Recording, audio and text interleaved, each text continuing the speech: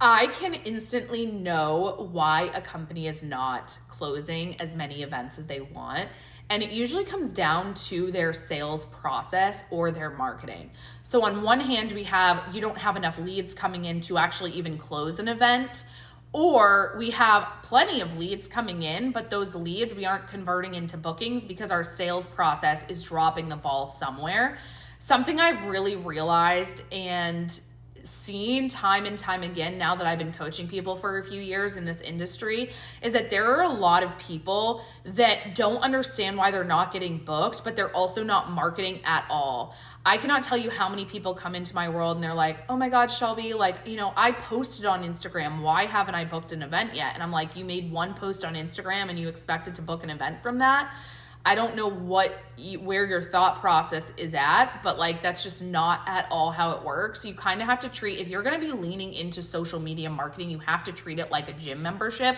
You have to show up every fucking day, ready to actually work out, ready to post, ready to have conversations with people, ready to execute that in a very consistent nature for you to actually see results. I don't go to the gym and automatically have a six-pack after working out once. I can't expect me to go to Instagram and post once and then have people lining up for events. Okay, so you have to understand that you are in the consistency game with marketing if you are leaning on social media. Now, you don't have to lean on social media. I want to point that out. There are other ways you can market your business with listing sites online. But let me point something else out. If you have all these leads coming in and you're like, okay, yeah, all these people are interested, but it's going nowhere. A lot of the times it's because you don't have a sales process that actually makes any sense to your buyer type. And so when we have buyer types in this industry, we usually have two types. We either have an analytical buyer or we have someone that is more amiable, emotionally invested in their event. Okay, so think about the people hiring you for their backyard cookouts with their family, their reunions, their graduation parties, their wedding days, things like that. Those people are emotionally invested in their event. So you want to what? Be emotionally invested with them.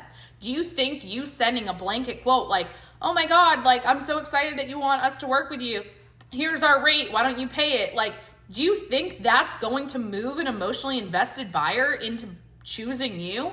Do you seem even a little bit emotionally invested in their event when you're just sending them a blanket quote and not trying to understand anything about their event? Oh, what do you want for signature cocktails? Oh my God, congratulations, you're engaged. Oh my God, I love your venue. If you're not doing any of those things, don't expect to get booked. Just gonna be real. The only thing people can actually compare you on when you send blanket information like that is your price. And we don't want people just comparing your price, because if people are just comparing your price, you will always lose if you're not the cheapest. Do you want to always lose because you're not the cheapest? No. So stop acting like every single buyer that comes into your world just needs to know your price. They need to know you're emotionally invested in their event if they're booking one of those events. Now let's move on to the other type of buyer, right? So we have the other type of buyer where they're analytical. So analytical buyers, like someone planning a corporate party, right? So let's say I work for some big corporation and I have it on my docket, right? You need to hire a bartender for this event.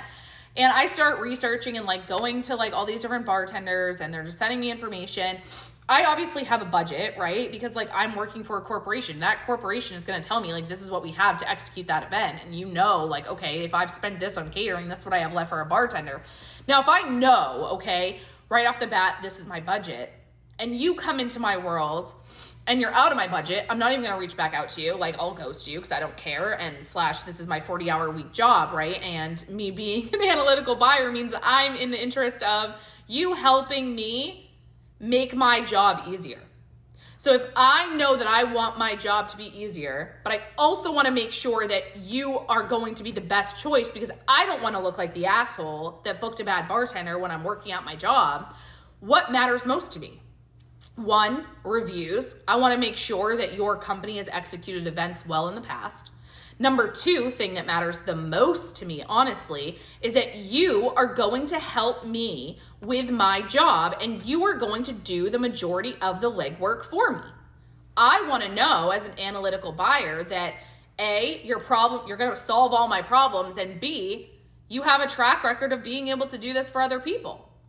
And if you aren't doing those 2 things in your sales conversation with those people, you quite frankly will be overlooked. In no case is you sending a blanket, this is how much our rate is going to lead to multiple sales. Okay, so I want that to be very clear.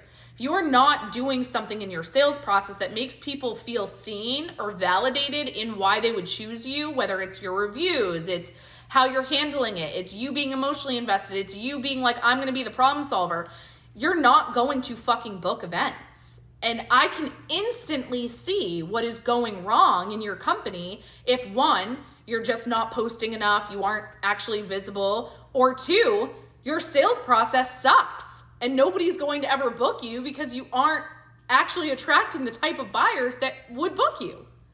And you're not handling them in a way that makes sense. This is why it's like so important that when people come into my world, I automatically diagnose like, okay, this is what you're doing wrong. It's usually a very quick fix. I just had a girl actually come work with me one-on-one, okay? And she started working with me one-on-one and she wasn't booking events. And I changed two very small things about her company with her, right? I was like, these are the two things that really matter and you need to change.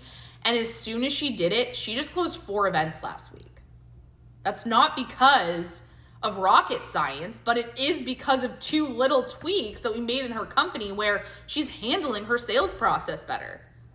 People are reaching out and she's not getting ghosted anymore because she knows exactly what to say to actually get them to buy.